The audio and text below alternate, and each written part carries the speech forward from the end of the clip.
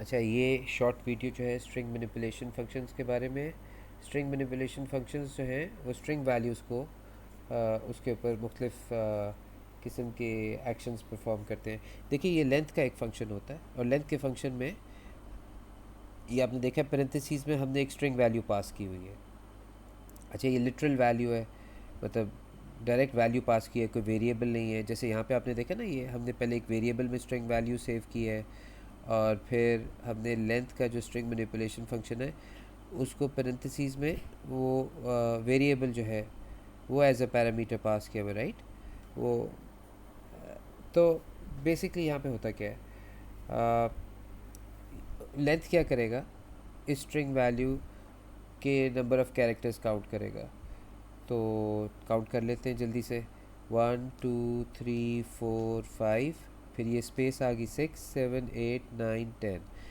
तो लेंथ का फंक्शन क्या वैल्यू रिटर्न करेगा, 10 की वैल्यू रिटर्न करेगा, बिकॉज इस स्ट्रिंग वैल्यू के अंदर 10 कैरेक्टर्स हैं। तो आउटपुट स्क्रीन पे क्या होगा, 10 लिखा नज़र आएगा।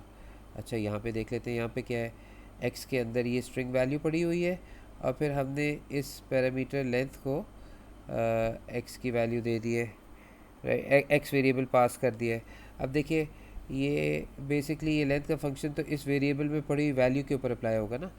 तो एक्स के अंदर क्या वैल्यू पड़ी हुई है, ग्रेट टू सी यू, उसके नंबर ऑफ़ कैरेक्टर्स काउंट होंगे 1 2 3 4 5, ये स्पेस आ गया 6 7 8, स्पेस 9 10 11 12, स्पेस 13 14 15 16।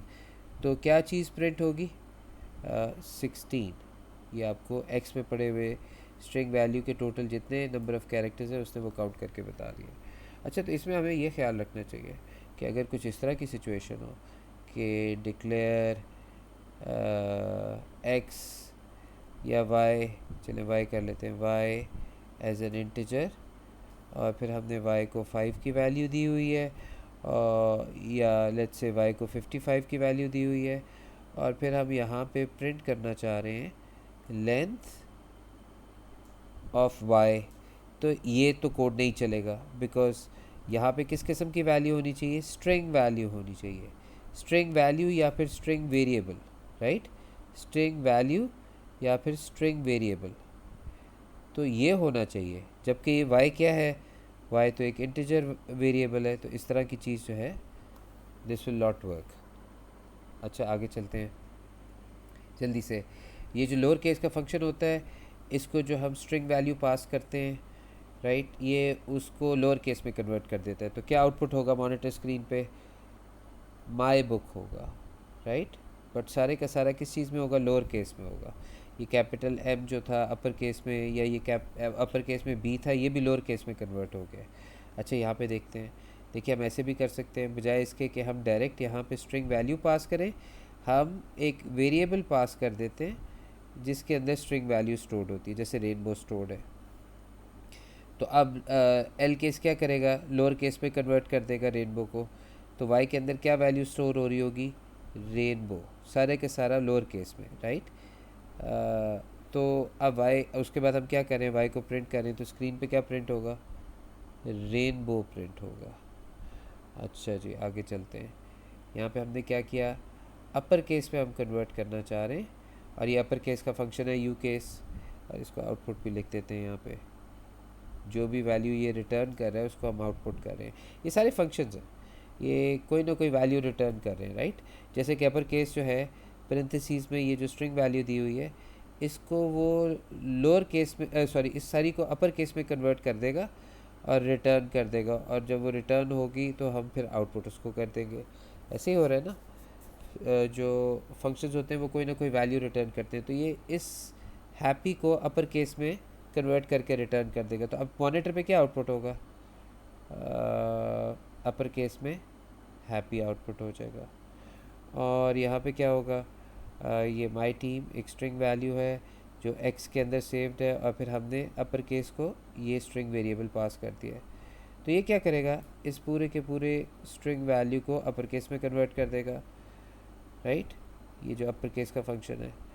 और फिर ये वैल्यू रिटर्न कर देगा प्रिंट स्टेटमेंट को, ताकि प्रिंट स्टेटमेंट इसको प्रिंट कर सके। तो आपको मॉनिटर पे क्या लिखा नज़र आएगा, सब का सब अपर केस में कन्वर्ट हुआ हुआ नज़र आएगा। अच्छा, अब आगे चलते हैं। सब स्ट्रिंग का फंक्शन थोड़ा सा इम्पॉर्टेंट है इस पॉइंट ऑफ व्यू से कि इसमें से कुछ एग्ज़ाम क्वेश्चंस बन सकते हैं।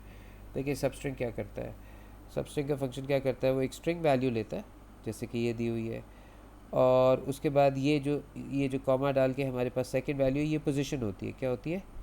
पोजीशन होती है।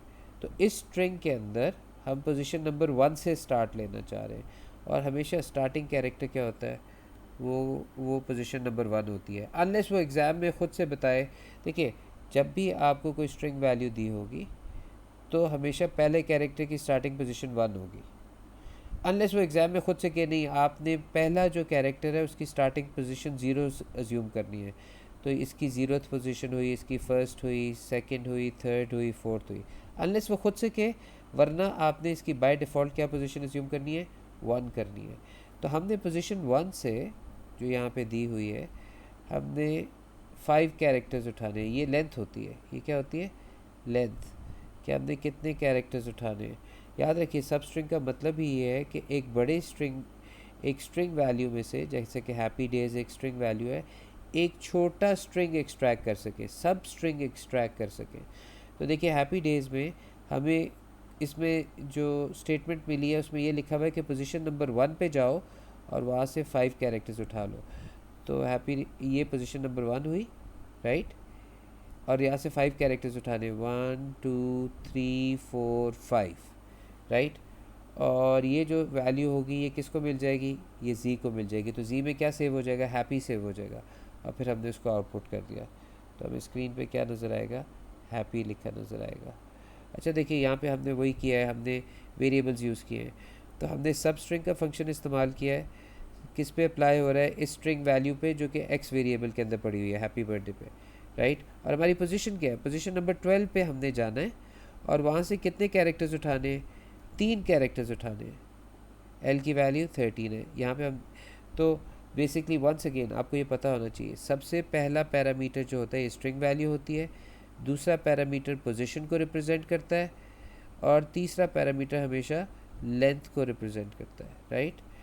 तो हमने हैप्पी बर्थडे में पोजीशन नंबर 12 पे जाना है। पी का मतलब पी के अंदर पड़ी हुई वैल्यू, राइट। तो पी में 12 पड़ी हुई है, तो यहाँ से 1, काउंटिंग याद रखिएगा, पहला कैरेक्टर हमेशा 1 होता है। 1 2 3 4 5, फिर स्पेस आ गई 6 7 8 9 10 11 12। डी जो है वो हमारा 12th कैरेक्टर बन रहा है, और इधर से आगे हमने कितने कैरेक्टर्स उठाने? जितने ये लेंथ में स्पेसिफाइड है। एल में वैल्यू जो पड़ी हुई है वो 3 पड़ी हुई है, तो यहाँ से 3 कैरेक्टर्स उठाने, 1 2 3।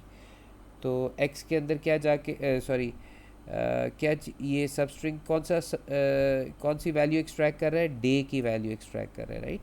और ये प्रिंट हो जाएगी, तो यहाँ पे मॉनिटर पे ये डे लिखा हुआ प्रिंट हो जाएगा।